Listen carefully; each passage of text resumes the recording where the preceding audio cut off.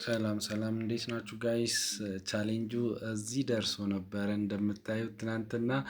ይሄኛው ትናንት የወሰድነው ስናይፐር የሆነ ኢንትሪ ነው፣ ግን እዛው አሳድረነው ነበረ እና ዛሬ ላይ የደረስንበትን አሳውቃችኋለሁ። እንደምታዩት ይሄኛው የወሰድነው ትሬድ የትናንትናው ነበረ። ቲፒዋን ወስዶልን ከዛ በኋላ ነው አጌን ኢንትሪ የገባንበት። 37 አካባቢ ደርሶ ነበር። ኦልሬዲ ይሄኛው ኤስኤል ነክቶብን ነበር። ችኛዋ ቱክ ያላደረግኳት ትሬድ ነች።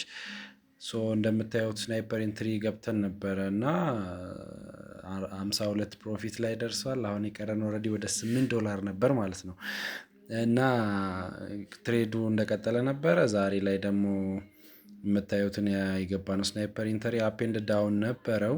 ነገር ግን አርብ ዕለት አሪፍ ሆኖ አልፏል።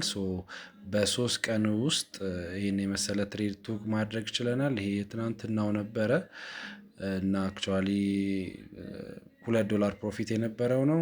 ስለዚህ ከዛ በኋላ የገባነው ትሬድ ነበር፣ አሳድረነዋል።